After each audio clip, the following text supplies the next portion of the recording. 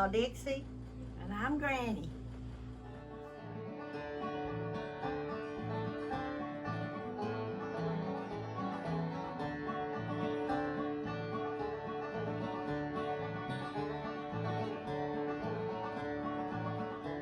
At the blue jean factory together when we got out of school. And then we went to a place called Imperial Reading. Yeah. Where we wound these coils for computers and cash registers and stuff. And then AD Magnetics. I went to work at North Electric, and you went over here at Piney Flats. And then I went to work at Bristol Compressors. No, I went And worked there about a year or two, and then Dixie came up there and went to work. But she ended up leaving and going to Kennemetal, and I ended up working there for 25 years. And that's what messed my lungs up. And then I was at Kennemetal for 32 years. 32 years I retired out. She was supervisor when she went there. Well, I was on the floor till Jeremy graduated from high school, and then I went into supervision, and I was supervisor The almost boss lady. 17 years. Memaw Dixie, the boss lady. Oh yeah, I was the boss lady. I Were had you- 500 some people under me. Were you a good boss? Oh, I was a good one. Yeah. I was. I really She was. was. They kept telling her she needed to harden her heart. Yeah, We need a leadership book by Memaw Dixie. yeah. I was a good one. We had this lady that was going to retire in 2 weeks, and she had a stroke in her eyes and was going blind. She went blind, but she had to work for 2 weeks so she could draw her retirement. So they called me in the office and told me she's not making production, so we need to get rid of her. I said, "Man, she's retiring in 2 weeks." Well, we need her to make production. I said, just let me deal with it. Don't worry about it. So I went back around and I told her, and she said, "Dixie, I can't see a thing." Me and her was best friends anyway. Don't worry about it. When you go to break, knock on my window when you're going to break. And so when she got a break, she'd knock on my window, and I'd go back there and I'd get her all of her work caught up while she was at break. And then I'd come back. And then at lunch, she'd knock on my window, and I'd go back there and get all of her work cut up. Because I could run every machine in the plant. So I'd get all of her work cut up. She was leading in the plant in production when she retired out in 2 weeks. That ain't the one that lived up there. Oh, that's good. Yeah, That was, it's So- coming. You're gonna be the chicken lady soon? I'll be the chicken lady. and And ain't nobody's chickens a laying right now. no, even Nathan's has slowed down. Oh, it's molting season. Yeah, they're molting right now. And an 18 pack cost almost $7. Oh, I know it. We didn't even get to do eggs for Thanksgiving because I ran out. And I called Lex and she said, "Memaw, I'm sorry, but I didn't get 2 eggs today." I said, "Well, we just want to do deviled eggs.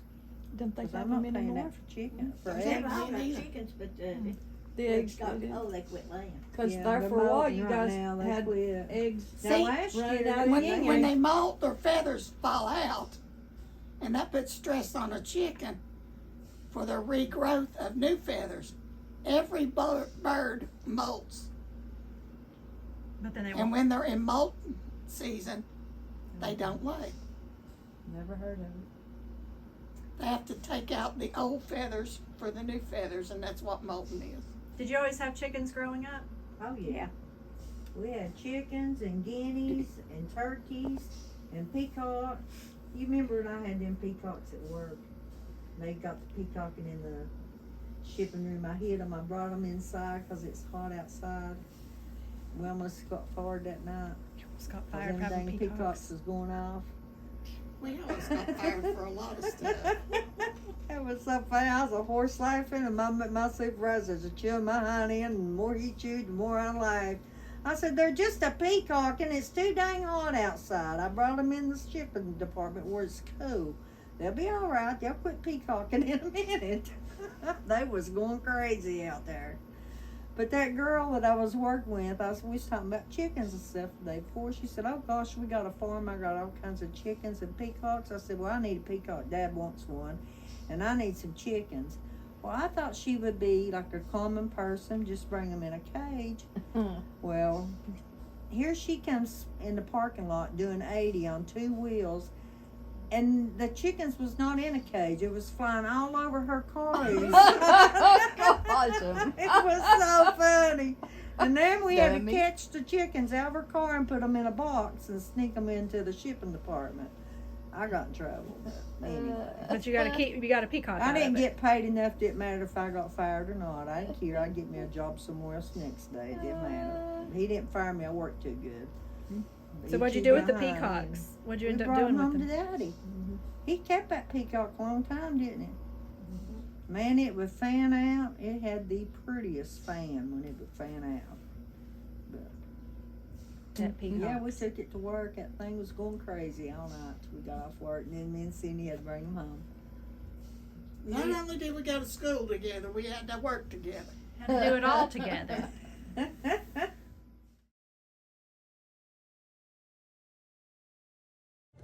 So from Altoona, and Miriam worked there? What did she do there? We made candy. It's just like Memaw, the woman started it in her kitchen. Altoona. Also made in make Altoona. everything else I know. When I was a kid, that's what. So, yeah, Aaron, tell me about that. when Dad was in maybe middle school. Tomorrow. Okay, see you tomorrow. Okay. So you pretended to be 18 so you could work, and you worked in all 3 of the shoe factories? Yeah, I was 16. Making a whopping. Hey, I don't have none when I worked at the restaurant. I actually made less than that per hour at the restaurant because I was a busboy. That's crazy.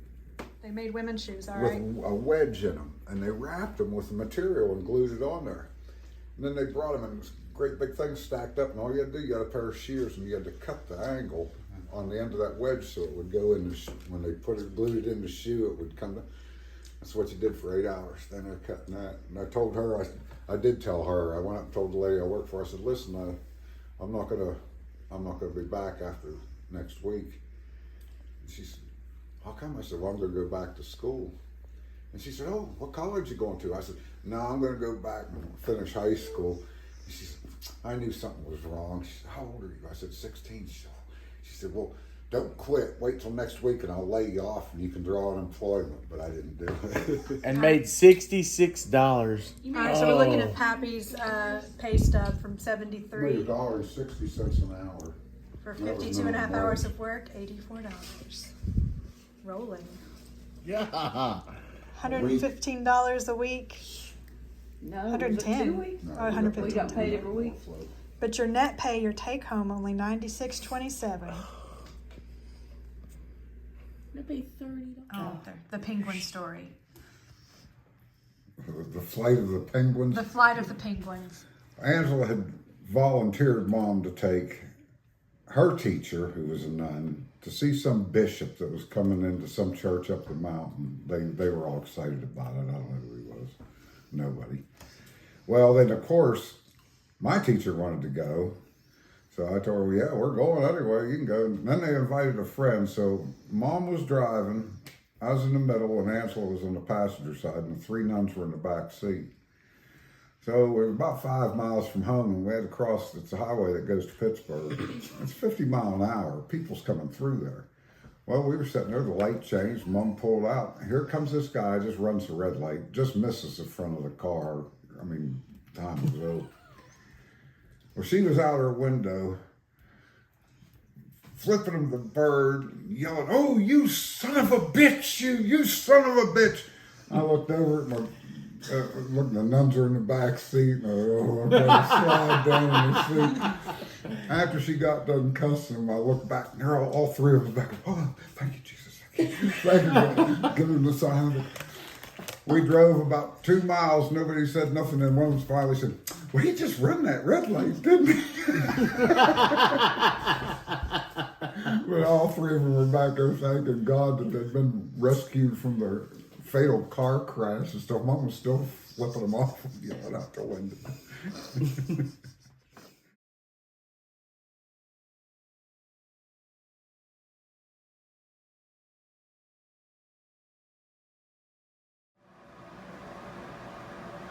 Today we're going to try to make a dessert my cousin Rose Leonard taught me how to make. It's very simple. You got 24 ounces of sour cream, a container of Cool Whip, and 2 small vanilla instant pudding mixes, and 1 angel food cake. And then we'll have some topping. We'll get to that later.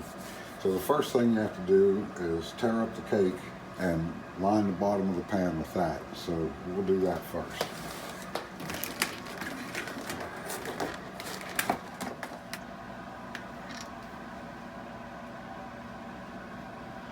Okay, just mix the pudding as directed, so it's 2 cups for each pack. So we're going to cheat.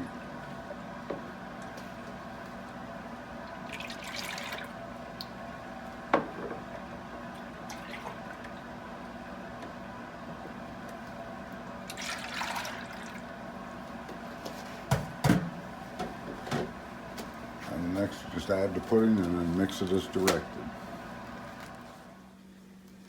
So after you've mixed the pudding, just go ahead and add the sour cream.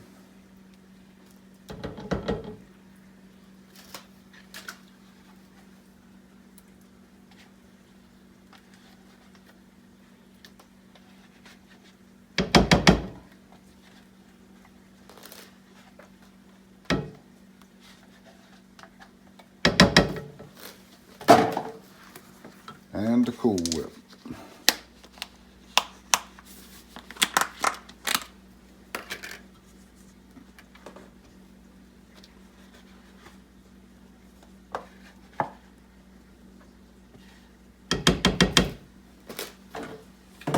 And then you mix that all together again. So if you didn't mix the pudding as much the first time, it doesn't really matter because you're going to beat this all together. And then you can see we've tore the cake up in these pans. The size of the pan you use is up to you. I'm doing it this way because I'm going to make 2 different toppings, but you can make it in a larger pan. All right, so I'll get this mixed together and then we'll go to the next step. Okay, the reason you tear the cake up first is because this pudding starts setting up pretty quick. So after you do that, you just kind of top your cake with it.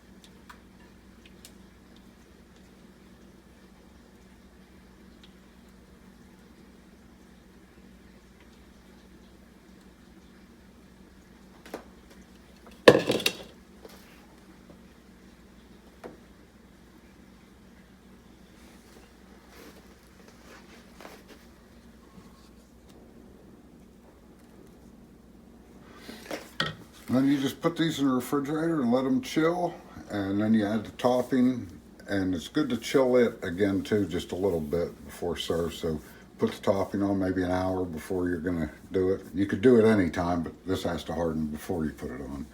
And you're ready to go. Takes a few minutes to make, and most people like it pretty good, so give it a try. And now we're to the last step. You just add the pie filling. Originally, cherry was how I was taught, but we sometimes do some different things. You can use whatever you'd like.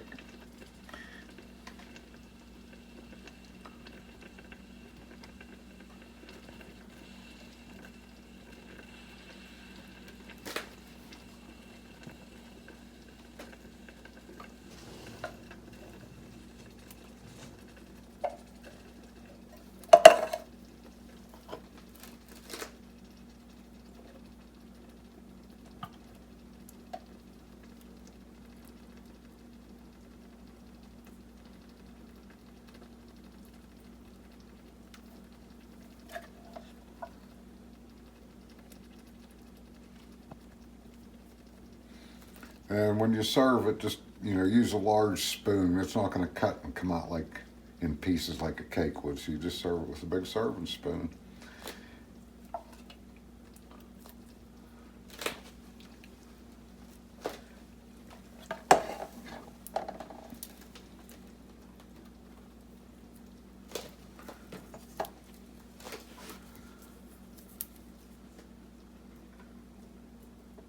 And why is it you're doing one blueberry, one cherry? Because my wife doesn't like cherry. That's right.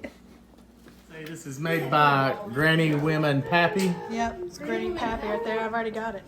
You want- Okay. From Pappy. All right, here we have Cherry's Jubilee and Blueberry Jubilee. And this is one of my all-time favorite desserts. And our very own Pappy of Granny Women makes this.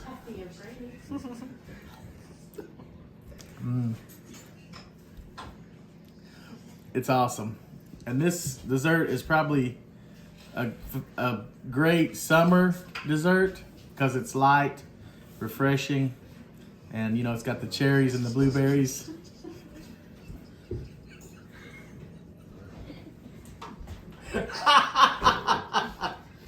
What are we doing? It's good year round. That's why I'm eating it at Christmas time. But this is one of my favorite desserts, seriously, and it's so good.